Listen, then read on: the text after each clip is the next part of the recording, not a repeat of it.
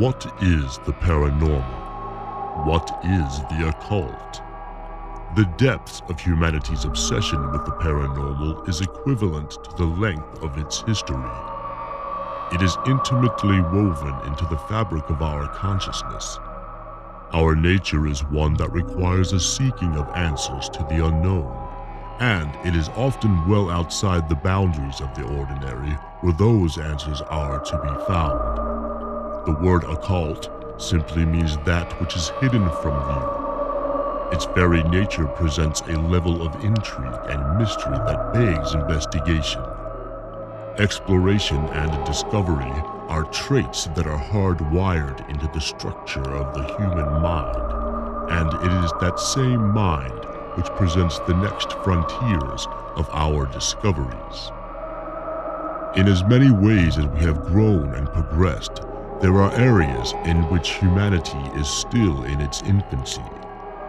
Much like a child, it has difficulty in communicating not only with others, but with itself. Understanding the mysteries of life starts with an investigation and an honest communication of the internal world. The aggregate subjective experience defines the objective experience. If we wish to better understand ourselves and our world in which we live, we must start with speaking freely and sincerely about our personal experiences and the ways in which we interpret them. In the exchange, we may yet find the missing links in the chain of our understanding.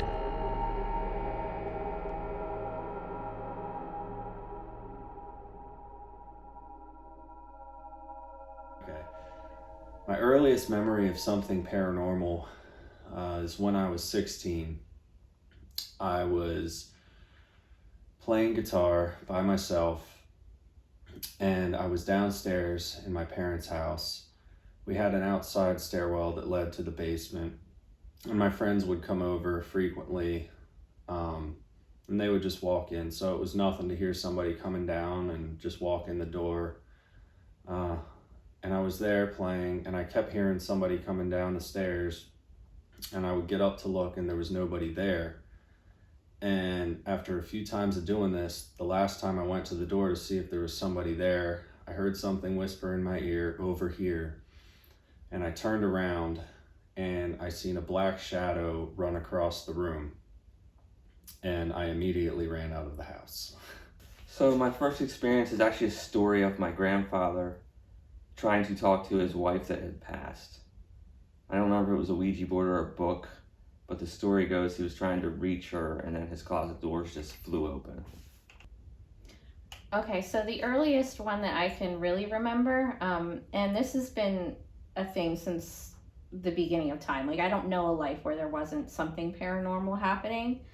But the earliest detailed memory I have is of this shadow man that used to be at the end of my bed when I was a kid.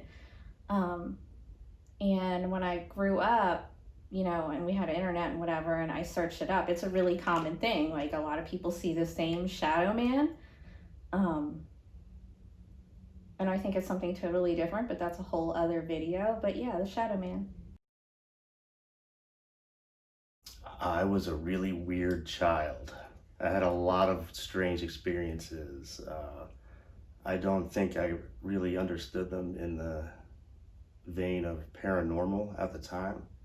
Like, I remember flying a lot, and I thought that was a really normal thing to do until I realized that no one ever talked about flying, like out-of-body stuff or lucid dreaming,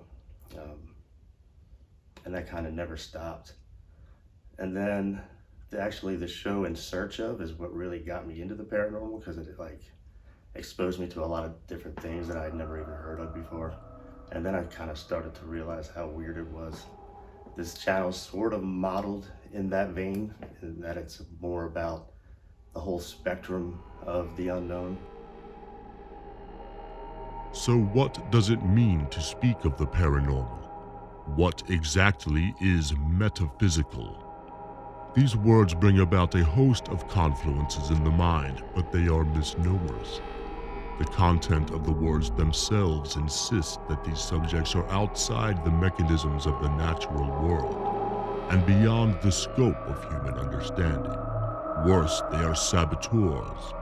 They carry with them not only the fields of study which fall under their broad scope, but also the stigma of association to negative connotations forged throughout history.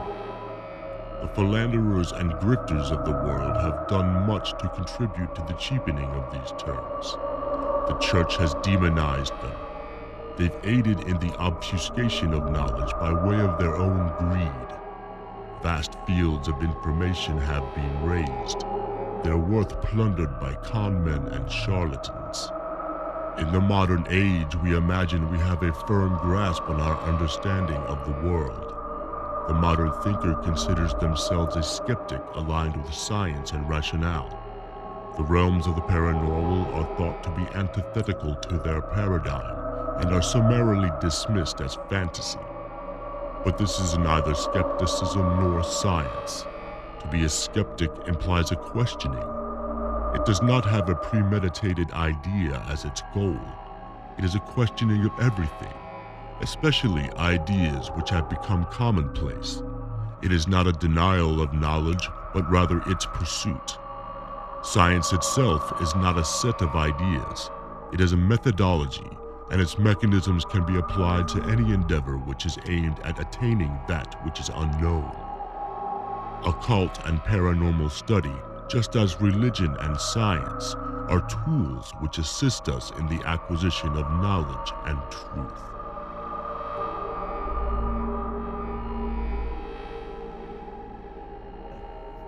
The truth of it. I'd like to see the truth and see it firsthand as an adult. There's so much left unanswered.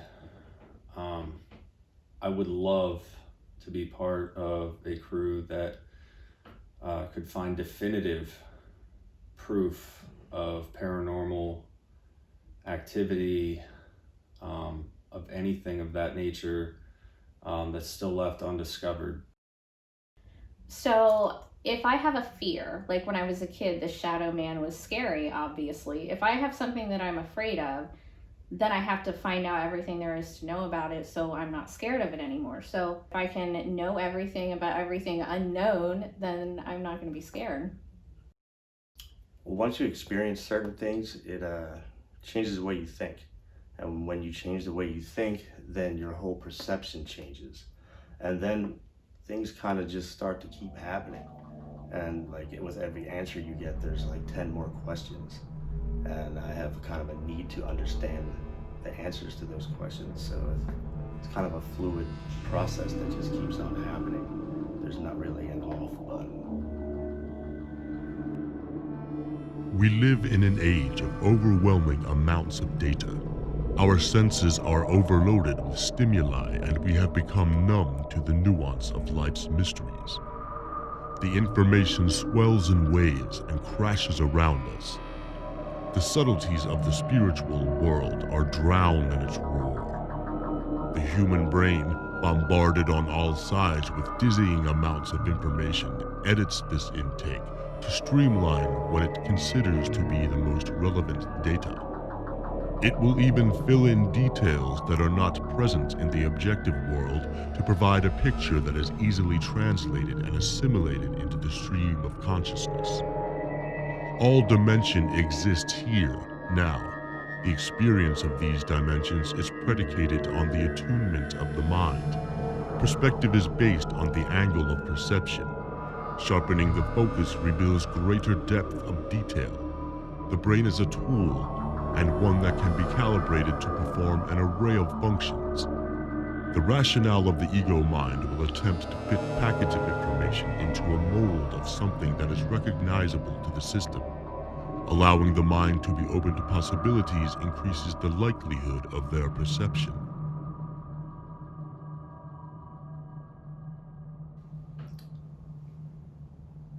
I have seen black masses float across the room that I have no explanation for. I've seen things move on their own.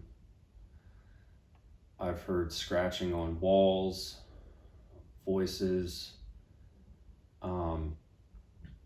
whispering at night just to get up and look around, and then it stops and then starts again when you go lay back down. Yeah, so when I was 15, I was riding in a car, and right before the car hit a telephone pole, it was like time almost stopped. I felt like I had hours to make a decision or make a move, and that was really crazy to me. Yeah, they're countless. So I'm just going to pick one that is my kids, because I could go on. I mean, it's been my whole life. It's just countless. It's just part of my daily life. So I'm just going to pick some things that happened with my kids when they were younger. So you know how kids, when they're younger, they're really close to the veil still. They still have like past life memories, whatever, if you believe in that kind of thing, or they can see into other dimensions because they haven't grown out of that yet. So my oldest daughter, when she was 2, our grandfather died, and she was pretty close to him, as close as a 2-year-old can be to an old man. But after he died, within like months, she said hi to him. She's just walking around the room and said, "Hi, Paul," and just went about her business. So there's that. And all 3 of my kids have talked about their past lives when they were younger. They don't now, because now it's like a weird thing for them and those memories are kind of gone, but they definitely did as kids. All right, this is a weird one. This is a thing that kind of has inspired a lot of searching over the years. So I guess this probably started around like, I don't know, 2000, maybe something like 20 years ago. So it starts off like I'm laying in bed and I kind of feel like sort of a disassociated kind of state, like a meditative kind of state. So I'm laying in bed and I'm meditating, and I start to feel this like a vibratory quality in my head, and I see these kind of like purplish white lights like inside, like mind's eye kind of vision. And then I noticed that I could kind of raise or lower this vibratory rate. And somehow the act of doing it was also an act of letting go. It doesn't really make a lot of sense, but that's how it worked. So when I sped it up, it got so fast, like there were all these ideas, images and things speeding into my head at like light speed. It was incalculable. I wasn't processing it in like real time. And then when I realized what was happening and I did start doing that, it stopped immediately. And I saw this thing in my head, and I heard a voice and saw words printed out in my head all at the same time. And it said "Mass in the High Room." And the image was like a reflective kind of pyramid with a reddish circle in the background, some indistinguishable figures in the foreground, and kind of a shimmery surface at the bottom. So I woke up the next day and I wrote all this stuff down, wrote some notes, and I drew the thing out. And while I was drawing it out, the word Eucharist pops into my head. Vaguely familiar with the word. I look it up. It means a gift from God. I go, okay. So a couple of years later, I was working at this place where they sell email software over the phone or whatever. This dude, William, works there. He's only worked there for like 2 weeks or something like that. He's a Christian dude. And we used to have these conversations about like spiritual topics or like religion type stuff, but it was never like any animosity. It was always kind of respectful. And it couldn't have happened more than a few times because he's only there for a couple of weeks.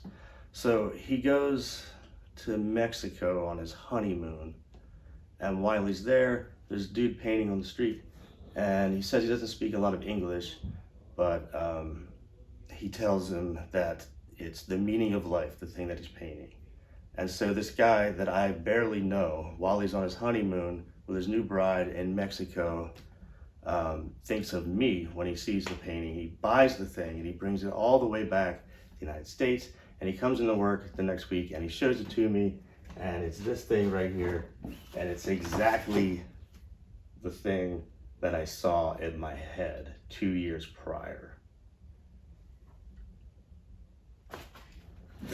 There's that. It could be argued that the spiritual path is a series of questions within questions, puzzles embedded into puzzles. Spirit Cypher Paranormal grew from our mutual passion for deciphering these messages and meeting the challenges of these puzzles head on. It is a natural extension of our shared desire to uncover the hidden truths of ourselves and our world. Our aim is to explore the many mysteries that life presents us and leave a tangible document of our shared experience.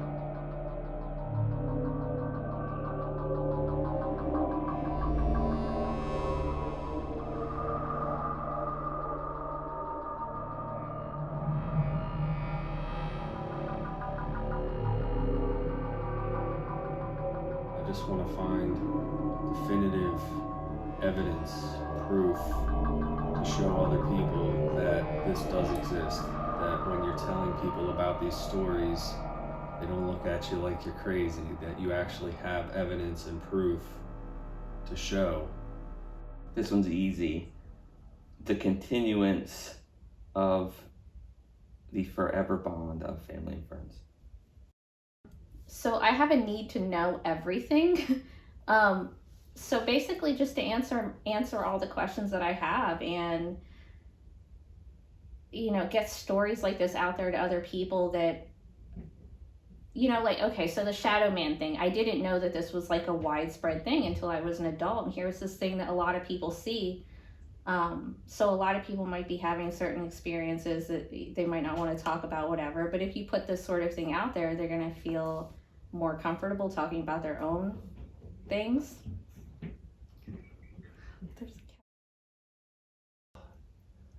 I was a strange child, and now I'm a strange man, and I want to spend the rest of my time exploring strange things with my strange lady. I'm gonna keep that one.